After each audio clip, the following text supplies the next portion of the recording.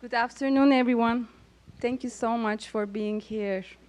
I'm Güvenç. I'm Assistant Professor of Architectural and Urban History at the Department of Fine Arts. This afternoon lecture is part of endowed annual Richard Saivetz Architectural Lecture Series, established by Carol Saivetz as a memorial tribute to her late husband. As Carol Saivetz always says, the Saivetz family is a very Brandeis family.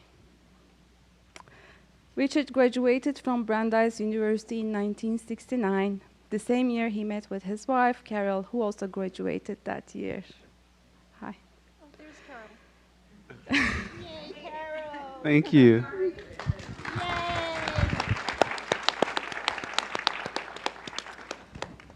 Their children, Michael Saivetz and Eliza Saivetz Glasser, are both Brandeis alumni as well.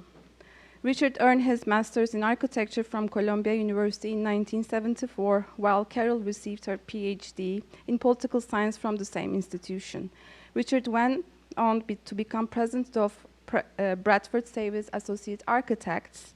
In the 1990s, he also served as a Brandeis University trustee and as the president of the Brandeis University Alumni Association. After Richard's sudden passing in April 2000, Carol undertook numerous generous initiatives for their alma mater in his memory. And more recently, Carol, now a university trustee herself, has also been the driving force behind the Richmond Distinguished Fellow in Public Life. Over the years, the Richard Saivetz Architectural Lecture Series has welcomed many important architects, artists, critics, and architectural historians, all devoted to exploring contemporary architecture, art, and urbanism in a global context. Today, we are thrilled to welcome Hugh Hayden in collaboration with the Rose Art Museum and my wonderful colleague, Gannit Ankori. It's my pleasure to introduce Gannit Ankori, the Henry and Louis Foster Director and Chief Curator of the Rose Art Museum and the Professor of Fine Arts and Women's Gender and Sexuality Studies here at Brandeis. Gannit is the creator of Hugh Hayden's brilliant exhibition, currently on view at Rose, and she will join me in conversation today. Would you like to do the honors and introduce Hugh Hayden? Yes, I would. Thank I you, need no Muna. introduction. Yeah. Thank you, Muna. And thank you, Carol. Always a pleasure to see you, although once a year is not enough. Welcome, everyone. I haven't seen the Cinematheque this full in a long time, so it seats 250, and you are here. So congratulations. It is more than a pleasure to introduce Hugh Hayden, one of the leading and most brilliant artists of his generation. And I just want to say personally that working with you, Hugh, I always speak in rhymes when I get excited, a brilliant and visionary artist on an expansive museum exhibition has been a huge honor. Huge honor. Thank you. So thank you. Thank you. So thank you, Hugh, for working with me and for coming back to campus today. This is, I don't know how many times we bring you back, and for joining our guests. I want to note that I co-curated the exhibition with my colleague from the De Cordova Museum, Dr. Sarah Montross, who edited a monograph on Hugh, and although she couldn't be on site for a lot of the installation, she was truly a collaborator, and it was a joy to work with her as well. So I'm going to say a few formal biographical details about you, Hugh. I can't say everything because every time I turn around, I see another achievement. Like today, I saw that you were one of the exhibitors at the Sharjah Biennale who was singled out for excellency. Oh. Yes, maybe you didn't see that yet. And that you have the VIA Foundation offered you a grant to do a new installation at the Clark Museum in Western Mass. So every day there's something new with you, Hugh. Opening on July 17th, I think. Little plug there. So a few formal biographical notes. Hugh Hayden was born in Dallas, Texas in 1983, and he lives and works in New York now. Now, related to today's event, Hugh attended Cornell University from 2002 to 2007, where he earned a Bachelor of Architecture degree. So, trained as an architect. Please remember that for today. He worked as an architect and more like a designer for a long time before enrolling at Columbia University's at Columbia University, where he earned a Master's of Fine Arts, and that's where the artistic career began. But as you will see from today's conversation, the architect never left the artist, still there. And today he remains affiliated with both Columbia and Cornell, at Cornell with the Johnson Museum of Art and the Cornell College of Architecture and Art and Planning. But I want to say here, and no one can contradict it, that his favorite university right now is Brandeis. I've been here the most in the past 36 months. It's true. It's true. So also, Hugh's riveting artworks is part of major public collections. I would say first and foremost, the Rose Art Museum owns a piece that we bought around 3 years ago. Beautiful, and you can see it exhibited. But also little institutions like the Met in New York, LACMA in Los Angeles, Studio Museum in Harlem, and the ICA in Miami, Princeton University, and many others. So our conversation today will focus on Hugh Hayden Homework, which is the title we gave the exhibition.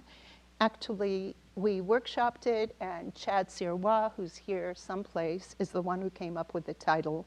And it really inspired us to, Hugh asked for another gallery so that we could expand his show, which we did. But we will talk about the 5 interrelated sections of the show: class distinction, a new installation of new and old work that Hayden created especially for the Rose Art Museum, converts the gallery into a familiar yet eerily inaccessible classroom. The other 4 sections are the uncanny home, soul food, playing the field, and skeletons in the closet. You will notice that each section is organized as a metaphoric architectural space: a home, a classroom, a kitchen, a playground, and a walk-in closet. Many of the works in the show morph everyday domestic items, very familiar to all of us, and they morph into enigmatic and threatening objects. So much of the work presented in the exhibition is closely aligned with Freud's concept of the unheimlich, which is translated into the uncanny, but the English translation doesn't capture the essence of the fact that the Freudian term takes the concept of home or Heim as the central tenet and turns it on its head. So the home, that's the most familiar thing, becomes uncanny and strange. So the unheimlich educes surprising responses to commonplace spaces that have been transformed into disorienting terrains. The works address our deep-seated longing for security, safety, comfort, while also confronting the realization that discomfort and even danger often lurk within the confines of our very own homes. So to start us off, we will look at the section titled The Uncanny Home, and I'll turn it over to Muna to pick up on the idea of the uncanny as it relates to architectural theory, which he taught me. I did not know this work. And then we will ask you the questions, and hopefully you'll talk a lot. Yeah, so from where you left, I have been thinking about this concept of uncanny, it has been explored a lot actually in 1990s, usually in architectural history, and one architectural historian, Anthony Widler, who describes architectural uncanny as the unsettling experience of inhabiting and encountering spaces that reveal a kind of psychic or historical disturbance under the surface. But for Widler, it is not just the form of a building, but all that produces the uncanny, but also it is the way space reflects hidden traumas, ideological tensions, or repressed histories. So he writes, I quote, "The uncanny is not a property of space itself, nor can it be provoked by any particular spatial conformation. It is rather produced by the relation of the individual to space." And this Hedges is, for me, precisely is doing that. Because the way that how you installed it, the way how it is surrounded with the mirrors, and in front it is in the carpet, when you stand in front of it, you inevitably become part of that suburban house, and you are inevitably become inside. But at the same time, yet you are outside.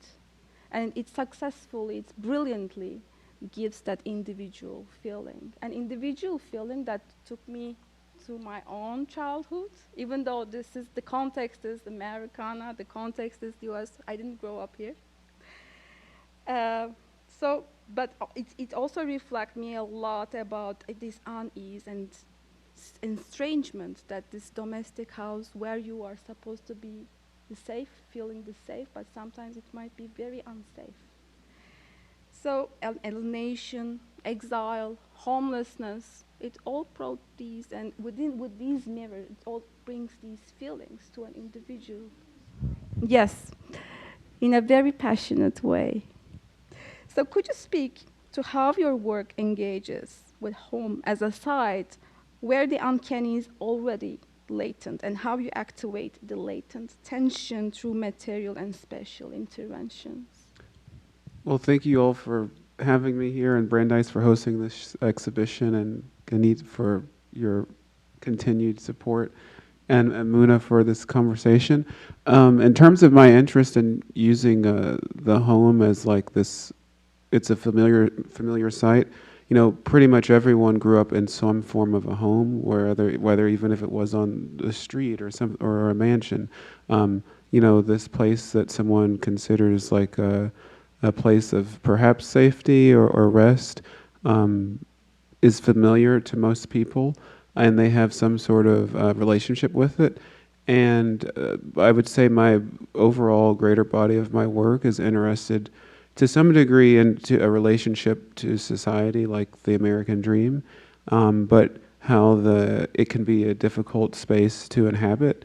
Sort of it's desirable, but also dangerous, or it takes practice to figure out how to navigate it. And somewhat home ownership is somewhat part of this. It's a fantasy, it's a mythology, and increasingly more difficult for younger generations to ever attain. So it's like an idea, like this row of houses, like hedges that have branches, or like, you know, in a linear row that is not possible to actually really inhabit, but there is the idea of it, and sort of this sort of dream, you know, that, you know, it's almost not a nightmare per se, but this idea that you'll always be a renter, you know, just buying a home is sort of unattainable. Even notions of climate change can, or this sort of impossibility. I also like when you're mentioning the uncanny, that in a bigger picture, that also the lives of other people can sometimes seem uncanny when confronted with a different perspective. And so I think that permeates through all of my work. And so that hopefully here the carpet helps to displace you out of a museum, you know, back onto a more domestic space where you might not expect to feel a certain way and a certain level of intimacy, and that if the possibility of, putting you in another person's shoes or in a place that you weren't expecting, can hopefully, provide you with a different point of view to explore something that's familiar. I wanted to also mention, you see the installation photograph was taken right after we installed. And the carpet, people said, oh, it looks like snow. And now if you go to the museum, you see it's all scuffed up. And it really kind of disorients you because you don't know if you're indoors or outdoor. You don't know if the wood that the house is, the houses are built from wood, but then they morph, nature is taking over and the branches are taking over. But you said something as we were having lunch about why the white carpet, and a lot of people ask me, but please share with everyone here. Well, I think every artist's work is autobiographical to some degree. Everyone holds a pencil a different way. If you draw a line in the sand with your foot, it will be different than everyone on stage will all draw it a little differently. I grew up in a house with white carpet, so that has a personal meaning, and that we had dogs, and I was always blamed for dirting the carpet and having to clean it. So, or the dogs. So it was one of my responsibilities. But so there is that personal anecdote, but also I like that. I mean, it is a gallery setting, and it has no color, but also it's this thing that will get soiled, and it will reflect. Nothing stays perfect forever. And so I actually liked that it will get dirty, that it's used and people visiting, and it leaves a mark. Because in reality, a home is not always perfect and pristine. It's the reality that, it's impossible to keep something in this perfect state. So hopefully that adds even another layer beyond, sort of displacing you into this lawn of carpet. Right. Within the section titled The Uncanny Home, we put aside a space that's kind of a metaphorical nursery. It's not built as a nursery, it's just a space within the gallery off to the side. And we have a crib titled Oreo, which again looks very generic, looks like almost every crib, except you did some really interesting things with the Texas ebony. Can you perhaps describe what we see? Yes, so it's I guess now a more outdated idea of a crib, because in the 80s, 90s, a lot of laws went into place to regulate the design of a crib and lawsuits. However, this is kind of based off an earlier idea of a crib that also is incorporating a sort of neoclassical architecture that might be more common on a government building or in Washington, D.C., or in a state capitol with a colonnade and a pediment, and this idea of doctrine or the legal system. But it's rendered subliminally into the form of a crib at a smaller scale of architecture. It's this sort of horrible lullaby of this wood that has these thorns that you really wouldn't want to grow up in this. But it was sort of this idea of a sort of surrounding system that might be surrounding someone, whether it's this sort of imprisonment, whether from an early age, whether it's an imposing parent or an education system. There's different ways of looking at this idea of this external force on an infant or a child and their development. So hopefully, that can be interpreted in different ways. Right. I want to also add that you use Texas ebony wood, which is a dark wood, but the sap wood inside is lighter, so that the craftsmanship is unbelievable. It's not, those teeth thorns are not glued on, but rather are from within. They're like we've turned the tree sort of inside out. So normally on most trees, if you cut open a tree, it's typically like a circle. The inner wood, which is the heartwood, is typically a darker color on most woods, and the outer layers under the bark, which is what's growing as the sapwood, is normally a lighter color. On this tree, which is called Texas ebony, I'm from Texas, I'm from Dallas, And yes. And when I first heard about this wood, I was like, Texas ebony, ebony, and I guess pop culture has this idea of Africa and black culture, and and also it's a luxury item. It's not necessarily endangered, but it's threatened, but it has a certain mystique. And finding out about this sort of Texas version of that, which is actually unrelated to Gabon ebony, which is the ebony most people consider when they think of the black wood. It's essentially a tree that grows in the southwestern part of Texas into Mexico around Brownsville and Laredo. And I felt like, oh, this is, and from a nomenclature, it's sort of my identity in wood.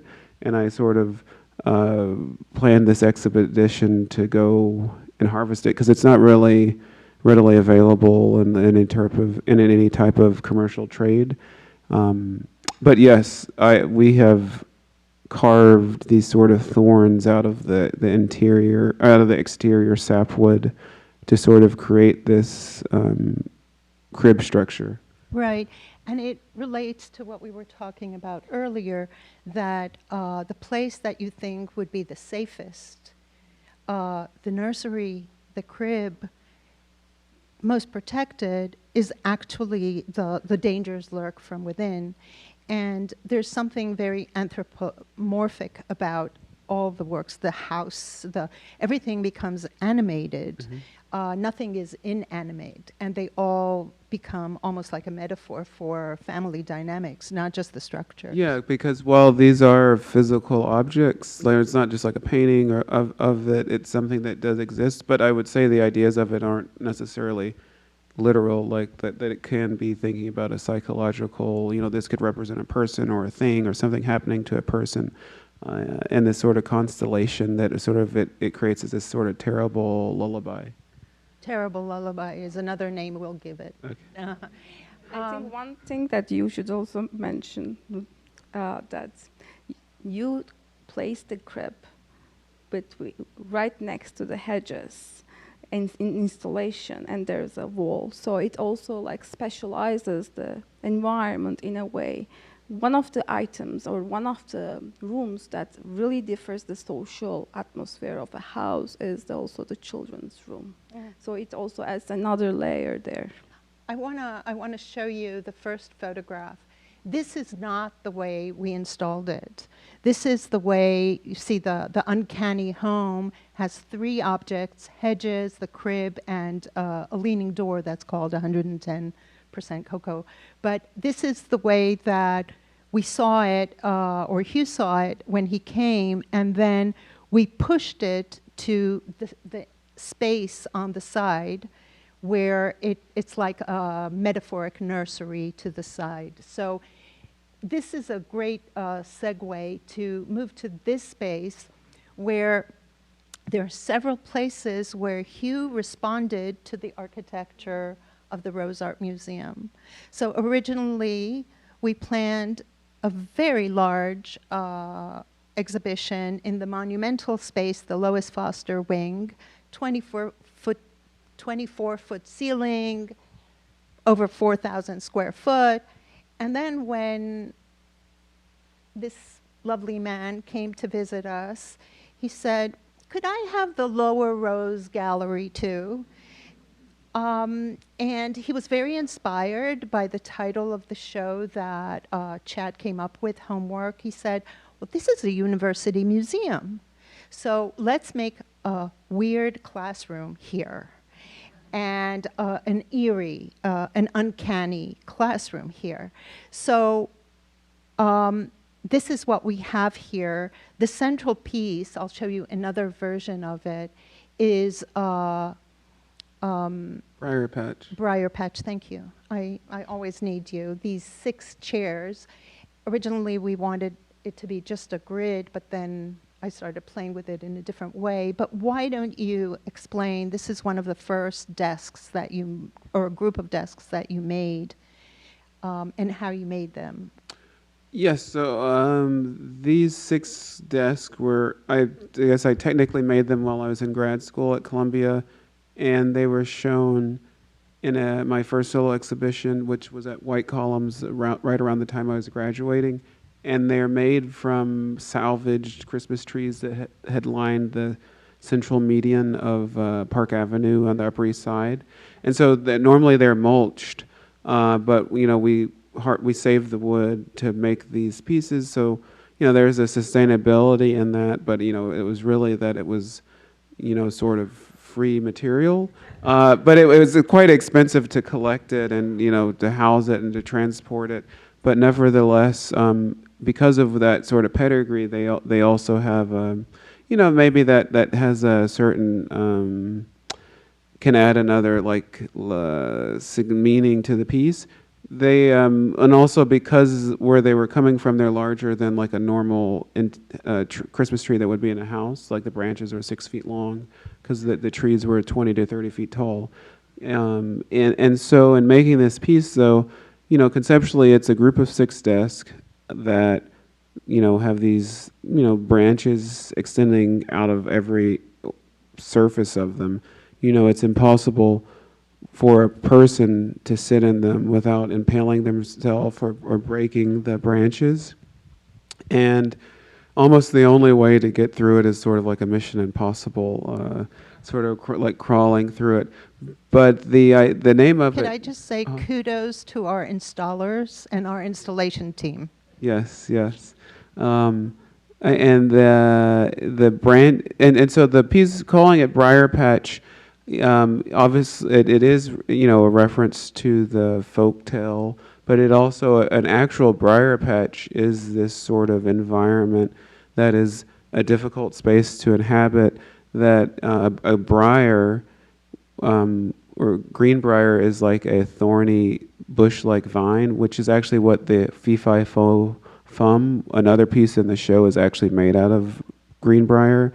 But essentially it's an unhospitable environment, which in the sort of folktale, most of the animals stay out of because it's a dangerous place, but the rabbit finds safety in that and learns how to navigate it.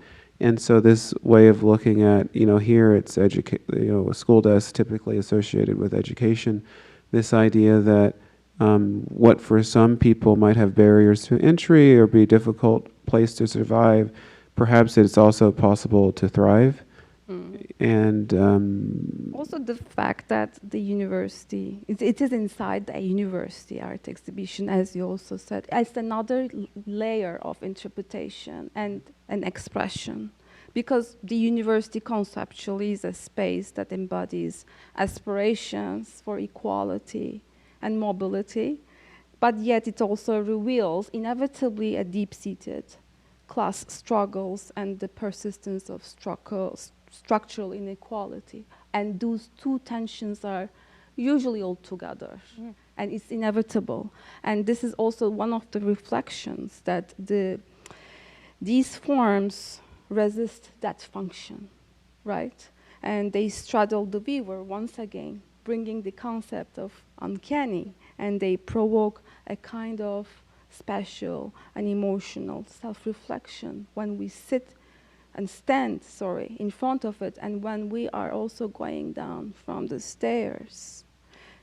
So the interesting thing is how our students respond to it, because some of them, they recognize it, but then they feel threatened, and they inevitably identify the way we eventually, we didn't do a grid, but we put some of the, like 2 chairs here, another chair, we put the chairs all around, and every single student who comes, you see in the background there's like a dodo bird from Gabon ebony on its own, and then we have work study on its own, and then we have other chairs that are in groups in pairs like this one.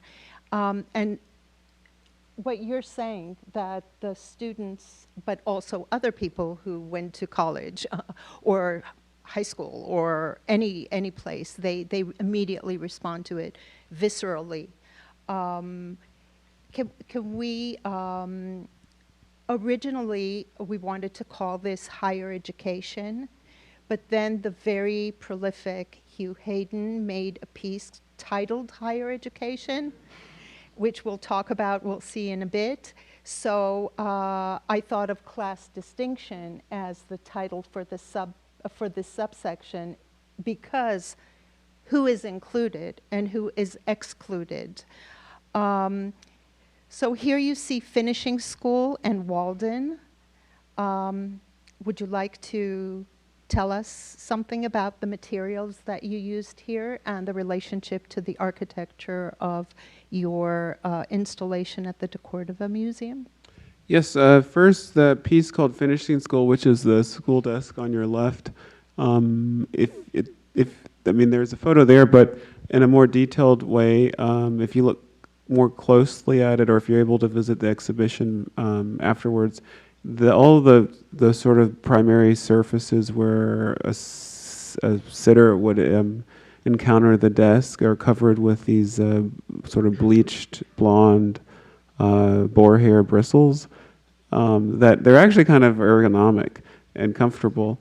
And sometimes there's an issue with people touching them, but this idea of refinement, or something that cleans or sort of manicures a body or a person, or this idea of learning.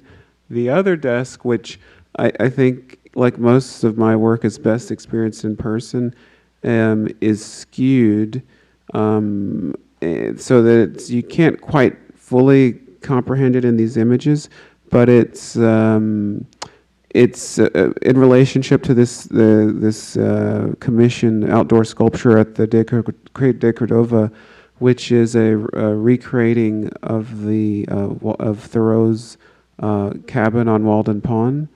However, it's skewed like 20 degrees forward and to the right. It's right, or it's left, and for Walden, I mean, for Thoreau, this idea of like self-resilience and this sort of I could make a house on my own, and this independence is sort of an impossibility today in terms of, again, thinking about Hedges and this idea of owning your own home, but not only with home ownership or just being able to go out and just build a house on some land.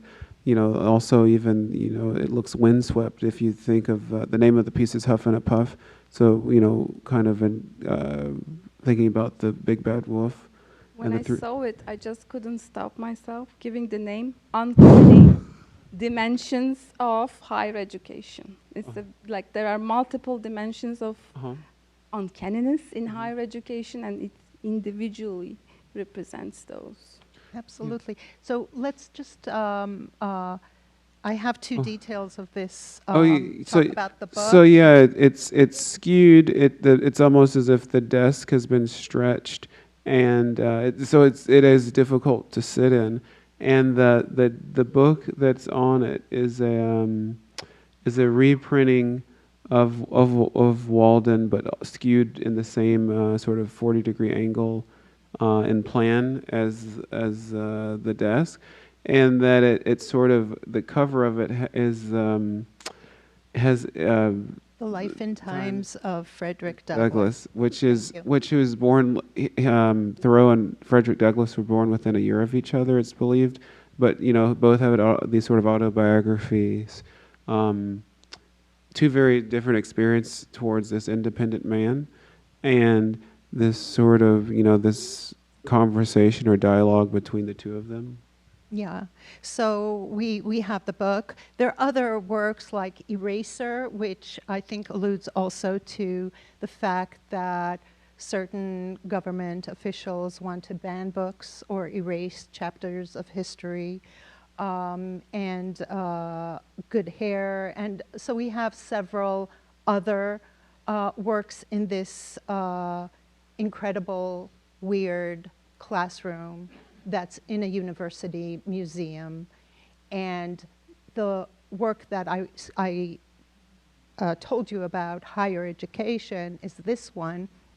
And I want to say that, again, the architecture of the gallery, we built these really, really high floor-to-ceiling walls after we reopened, after COVID. And maybe 2 years ago, I saw a stepladder titled Higher Education that Hugh started to make. When he came for yet another visit, and he saw the high, almost, 24 feet. Yeah.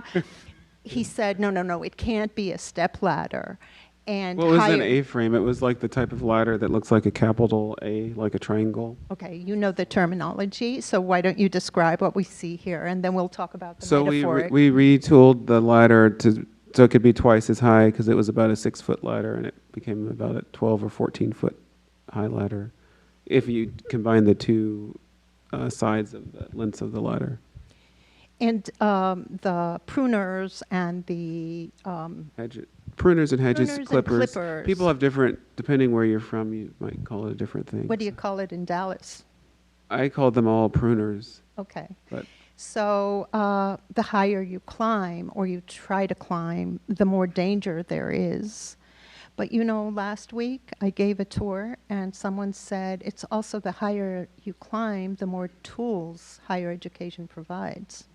What do you think of that? I hopefully with all of my work there's a variety of perspectives, because it's obviously a ladder is an education is something that's supposed to help you. You know, many people would say like a student loans are, you know, quite deadly or whatnot. But yeah, I would, you know, ultimately a ladder, an education are these things that are supposed to help cultivate you. Right, right. So I think we need to move a little faster, although I could talk about this and you could talk about this and you could talk about it for a long time. I want to briefly talk about this. You see higher education, you see hedges, and we have, again, a metaphoric kitchen, not a real kitchen. We titled it Soul Food, and we got the title off of a different work that you did for the ICA Miami. And again, the height of the ceiling really inspired your reconceptualization of these, what you called melting pots. We'll see details of them. The, what do you call it? It's a rack. The rack. A rack. Yeah. I was thinking rake, and I said, no, rack. The rack that you designed is perfect here. We had to extend it so that it hangs just to the right height that you wanted. Eye level. I love it too. Yeah, and look at the shadows at the bottom. I know, yeah, it's beautiful.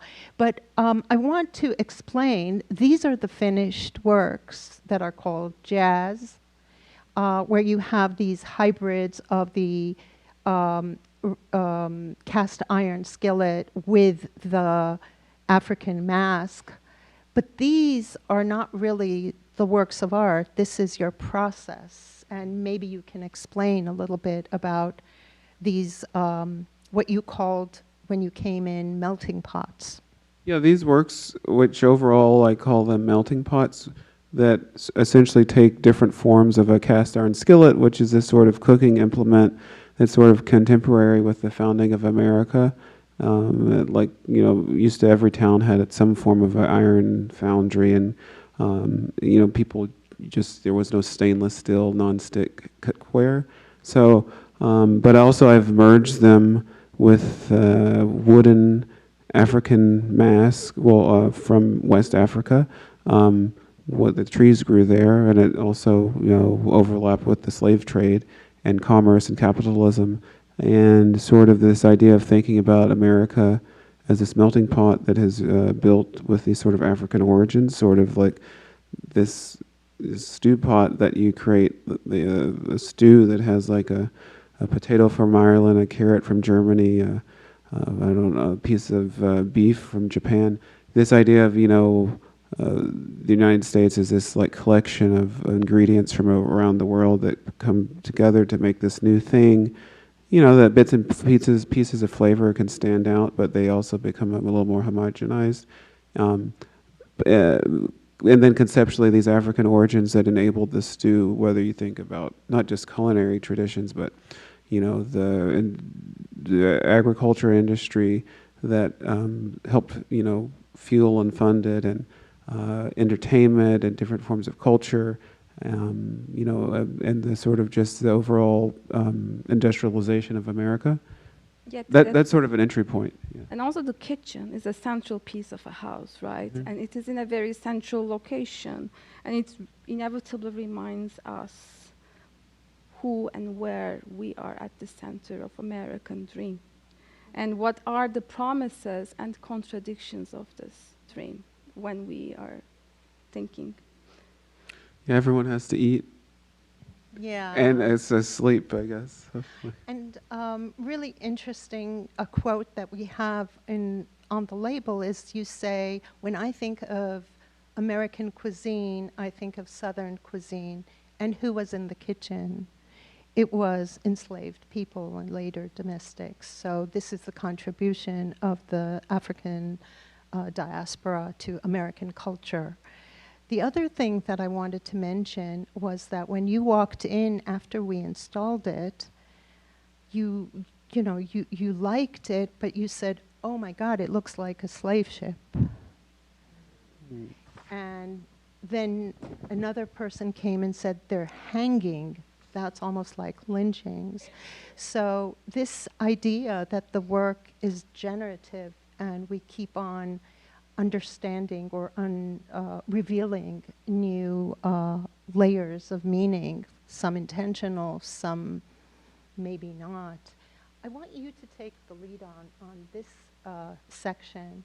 When you leave the uncanny house or the classroom and the kitchen, we walk outside to the playground, playing the field, another title that my colleague Chad came up with.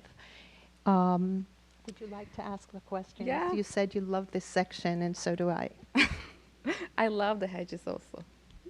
So in playing the field, you take us to a place often associated with childhood play, joy, and possibility. And it's like the objects here is obviously are very uncanny. But like many other pieces in this beautiful, brilliant exhibition, there is a tension beneath the surface. Once again, we feel it, and I feel it. And the field suggests itself openness, opportunity, it's the play field. Yet it also evokes the pressures tied to sports as supposed to pathway to success, especially for young black boys. Pressures that can be shaped by hypermasculinity, danger, and structural inequality, and all these extensions one can interpret from it. And the time that they spend in the field altogether and the experiences that they exchange. How do you see here the childhood and play operate in this piece? And how does playing the field speaks to the complexities of this ambition, identity, and survival in American dream and American imagination? I wanted to bring this up because we're just discussing this piece right after the kitchen and right after we discuss American. Yeah, I guess my work and the show overall is it's like a movie. There's a range of some things that are more fun and happy-go-lucky and hunky-dory, but there's also, like America, often like underlayers or aspects of things. Not everything is so rosy and peachy as it seems on the surface. And so even those things can happen within one piece, like, that something might seem very sort of playful, like if the next slide is the piece, this is like a sort of abstract basketball goal woven like a basket, and that it's been dyed with 3 different flavors of Gatorade. That's like the red is like fruit punch, and the yellow is lemon lime, and the blue is like some electric something, and it's called Fruity. So it kind of plays into this idea of one is basketball as a sort of masculine thing, but it's been created with this like carefully like woven, more domestic or feminine per se technique, and the Gatorade is giving it these pastel colors, but then the sort of fruitiness gives it some homoerotic quality. But it would also, to go back to the 2 slides back, I would say, I wouldn't limit my work to just being, well, I am a black man now. I was once a child, but it's not only from it's not only from a black perspective. I think a lot of the sort of underlying concepts of the piece can relate to anyone. A lot of the thing about sports is competition and success and succeeding, and that are things that many people encounter, whether they're a doctor, lawyer, curator, to sort of this idea of, with the basketball pieces, they're called Rapunzel, which is after the fairy tale of the prince getting the princess who lets down her long blonde hair or black, and this idea of through this lens of a sport, this idea of success of this sort of trophy wife. But this is a metaphor for not just a basketball player, but sort of could be a neuroscientist, and that trophy wife could be a rocket scientist. There are the more conventional ways of understanding the work, but hopefully while I am the author and the artist of them, often without seeing me or knowing or having any information about who made the works, people might have a different understanding than solely from what they're told or what they see. And so I think for me, it's what's successful about the work is that part of me as an architect, like in architecture school, you very rarely kind of design a building for one person. Even in a home, if it's like a family, there's different needs of the family between the parents or the primary residents versus the guests, and the different types of bathrooms. There's I would say with the artworks, I definitely have a thesis behind them, and I don't just throw a piece of wood at a table saw, but I have to have a plan and some rules and a system that I set out with, but it kind of evolves from there, and especially because these are objects and I'm sort of remaking things that are familiar. I am providing some perspective, but also kind of remixing that with my own personal history and sort of my ideas about the world, so that hopefully just how can walk in this room and everyone can have a different experience that's related to their worldview. Hopefully the artworks can also do that. So I just want to stress 2 things. One is that the craftsmanship that we see, you taught yourself how to whittle, you taught yourself how to weave, you taught yourself how to make baskets, you taught yourself how to use bark and make mosaics out of it. We'll see that shortly. That's not what you learn in art school at Columbia University, you should all know. And so that's why we had work in the title, home because of the uncanny home, and work because of your incredible craftsmanship. The other thing I want to say is that originally the Rapunzel with the dark hair, most of these works have the titles of fairy tales. And we have the blonde Rapunzel that comes directly from Europe, and then we have the 3-story Rapunzel who has these black It's actually, some of Gannit's hair has been woven into it. Yeah, I donated my locks to Art, Locks of Love. But what's interesting here is that after we installed it, and originally the instruction was to install them, As the high as 2, possible. no, the first one was at the same height, and then I was FaceTiming with you. You didn't come that time, and you said, oh, I forgot how high the ceiling is. Why don't we lift it like another, I don't know. It was as high as it could go, but have breathing room. Exactly. Yeah. So with Hugh there, we were... normally the rim is at 10 feet high, which is like a regulation NBA goal rim height. So that. Right.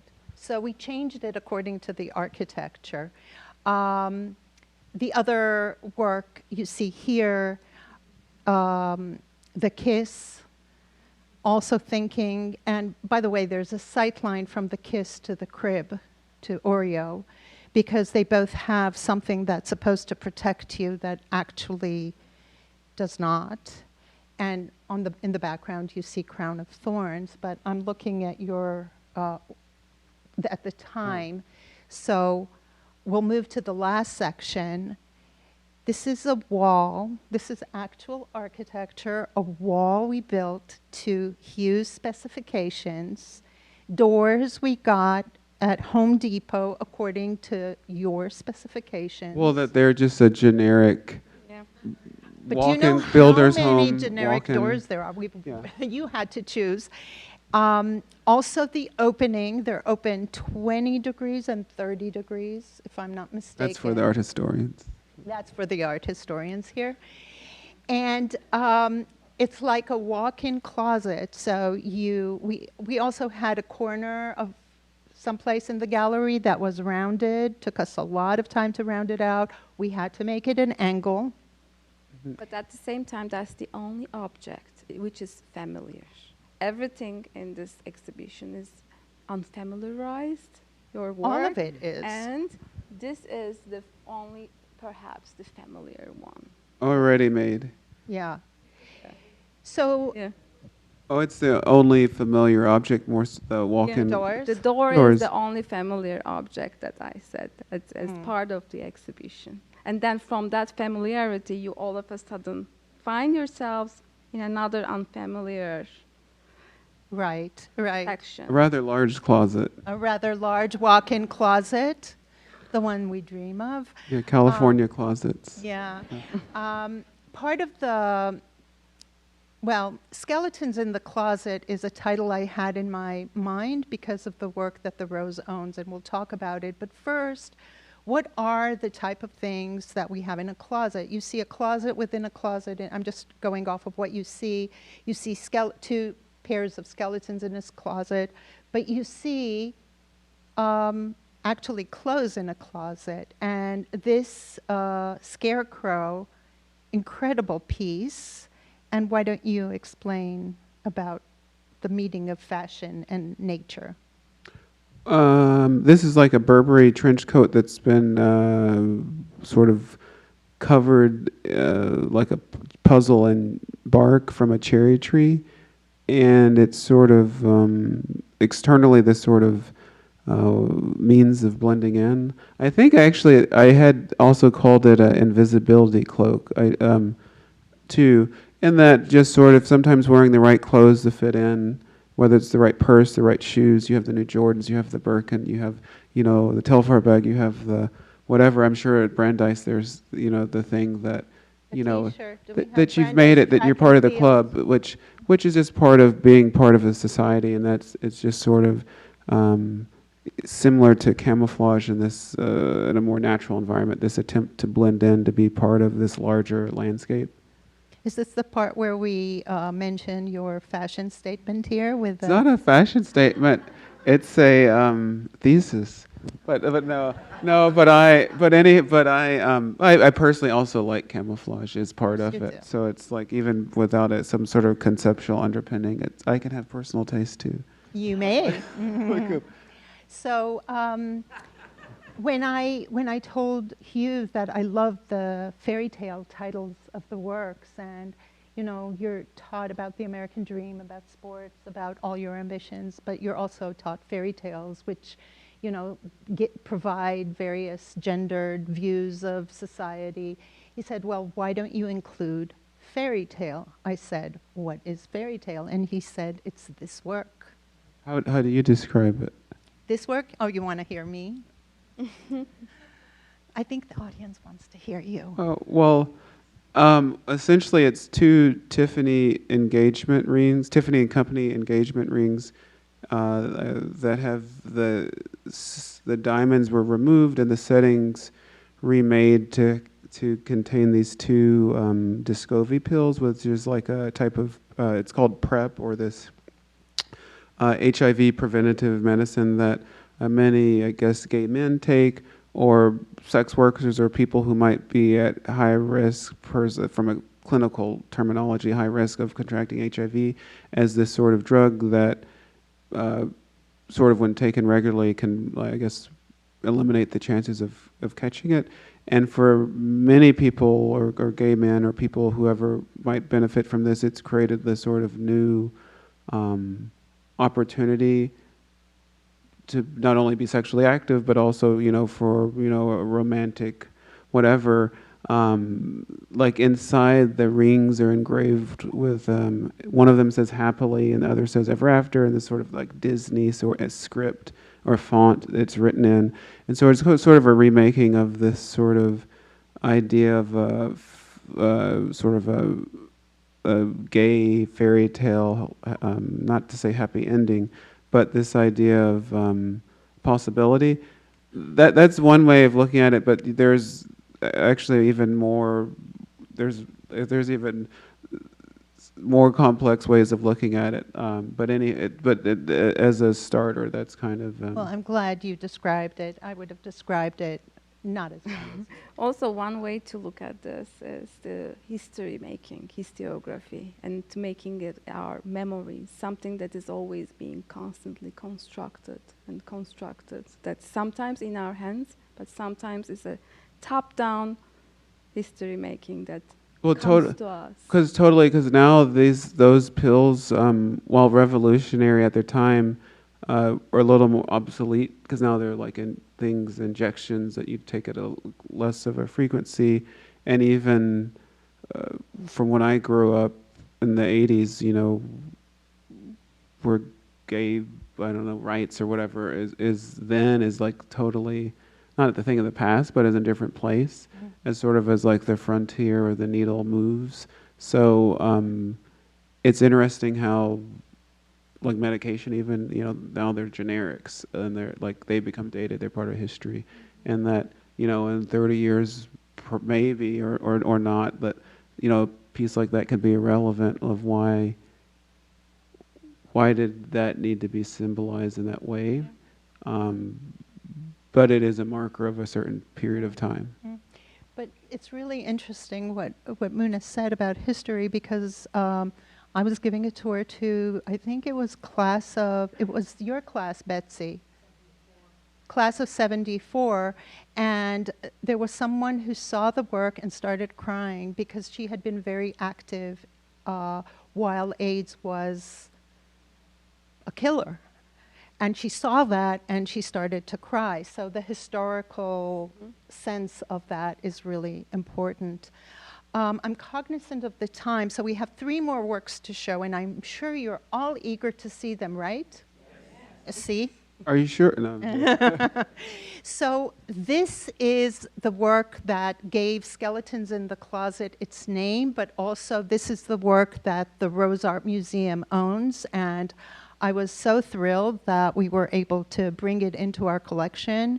It's from 2022, and we grabbed it the minute it was made. It's called Eden. It's 2 intersecting rib cages, but they are hidden in a closet. They're There's no closet. No, but they're on a retail rack. They're on a retail rack. Yeah. For me, it's like a relationship. This idea of something that is available, or aspirational, that it versus. Because I have made a separate piece that's more in a closet. Later. Yes. This is the first so one. This one is more about this idea of, or this hope for this idea of romance. And there are 2 skeletons made out of cedar, which has other like references to like a closet and moths and keeping things out.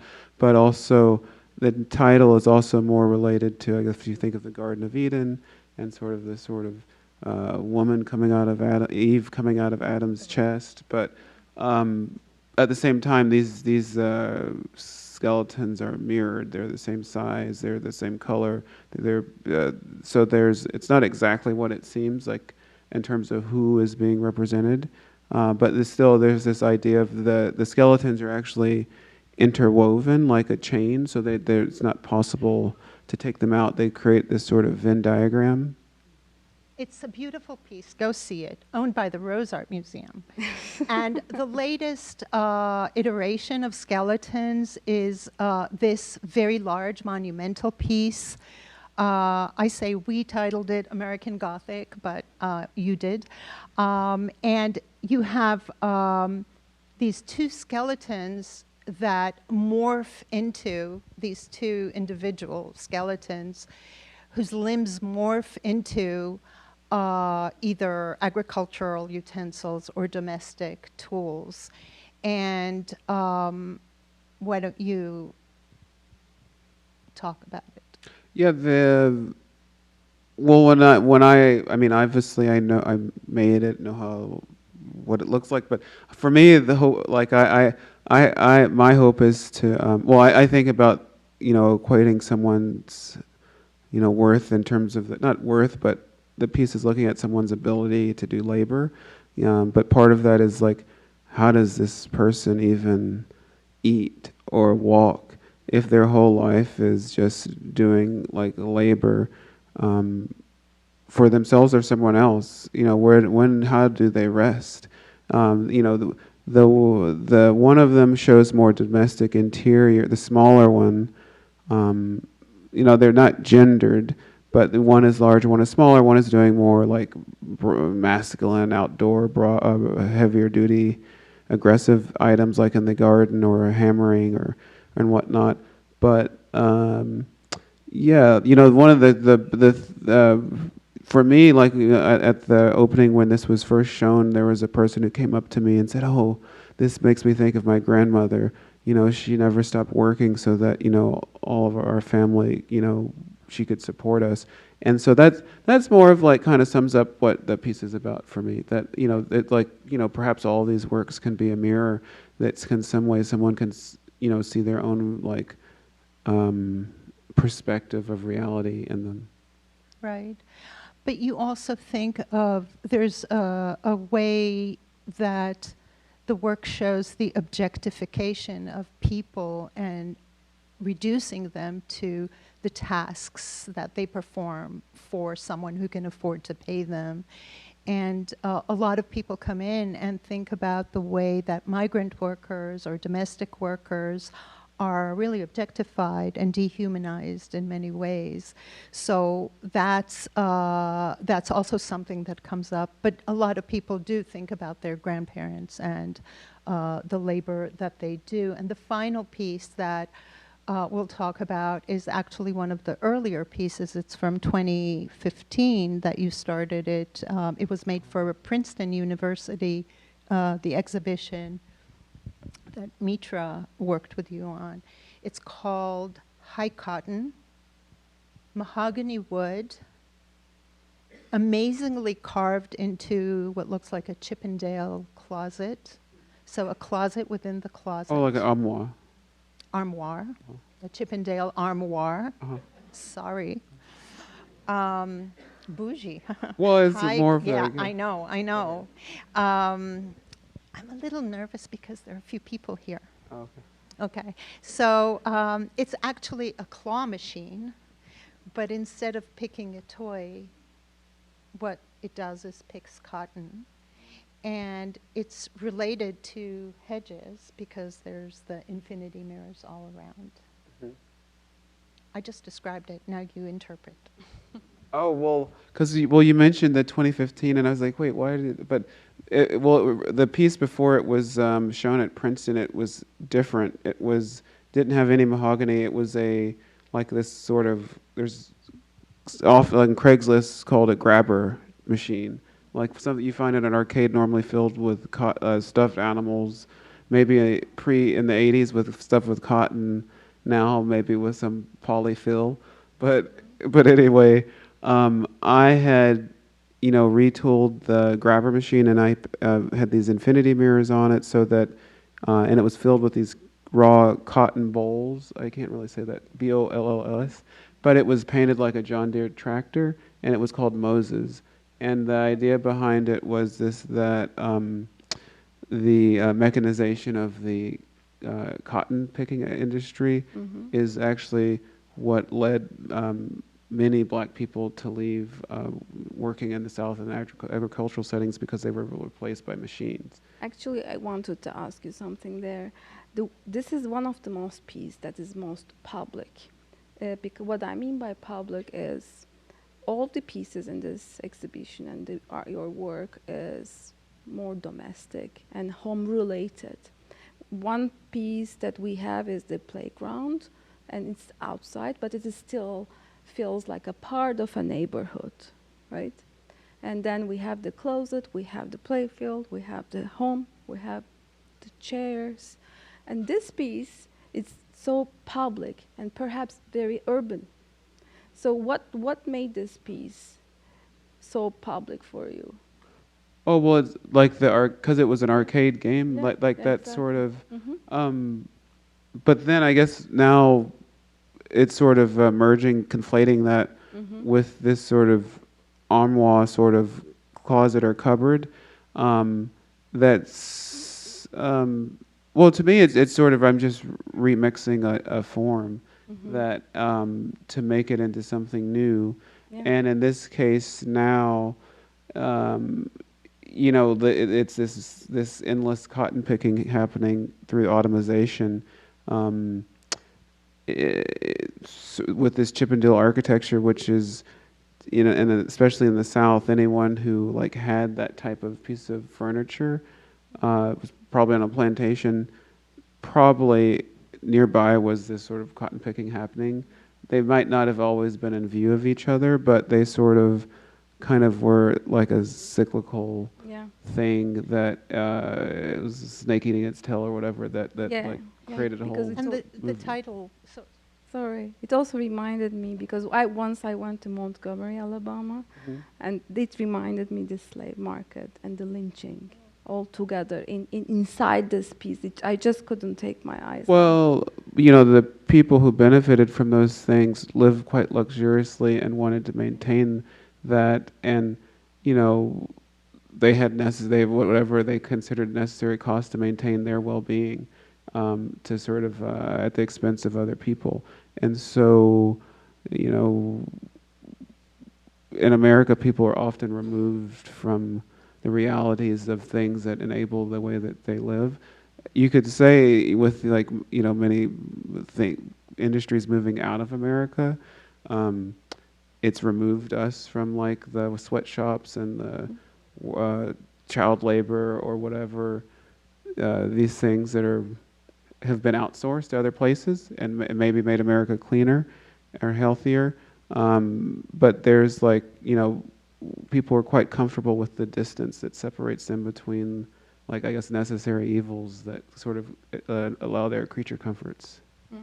I just want to call attention to the title, High Cotton, which I understand in the South especially, it's the highest quality of cotton, but also high society or something that's very privileged.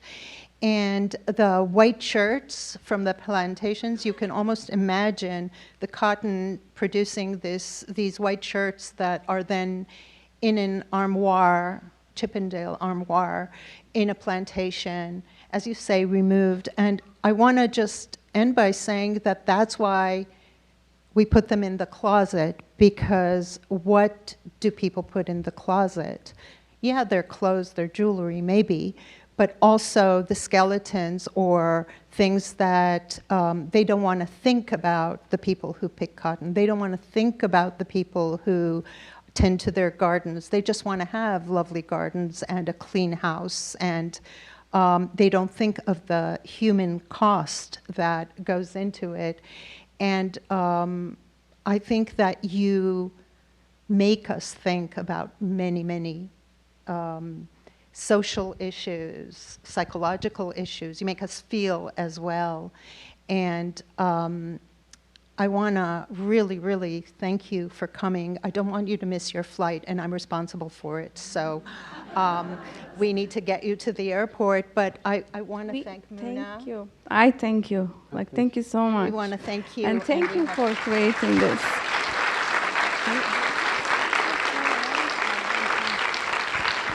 But let me apologize. So we usually, at the end of this event, we usually have Q&As. And I believe this time we won't have, when is your flight? We won't, we You do want have. one question? We have time for Oh, one. a really good question. So, you have a lot of high stakes. So, We have a microphone there. We put it on the side. Just one question. I see over there. there was a hand there and there. We could take a vote, but No, we usually start with the students. Are there any student questions? Higher education and all, you know. Okay. well, Here's a student, and here's a question. 10 seconds.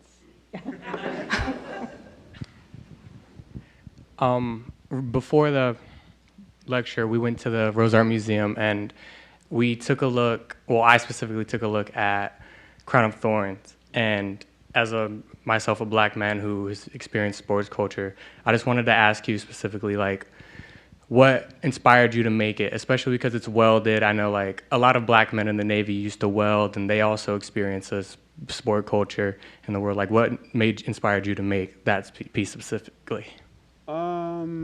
The Crown of Thorns was just like a face mask that has a American football face mask with these like spikes or thorns coming out of it. I think primarily on the outside, but it's obviously in dialogue with this idea of the Jesus's crown of thorns, and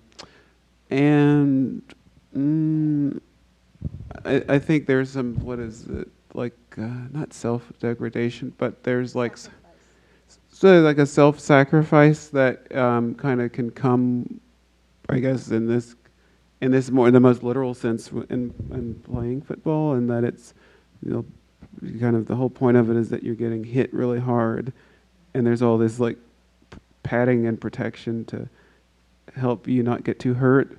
But if you weren't getting hit, you wouldn't need it. But there's I mean, it's, you know, it's an artwork. It's just hopefully it might challenge the way you think about, you know, things or see yourself in it. Thank you. Thank you, Gannit.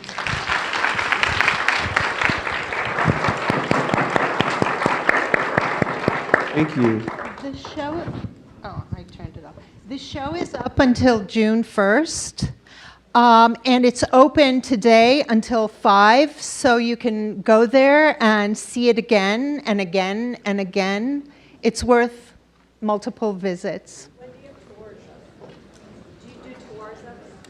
Yeah, we have docent tours, and you can see on our website. I do it when I'm asked specifically by people, but we also have a wonderful, wonderful museum educator who could do tours.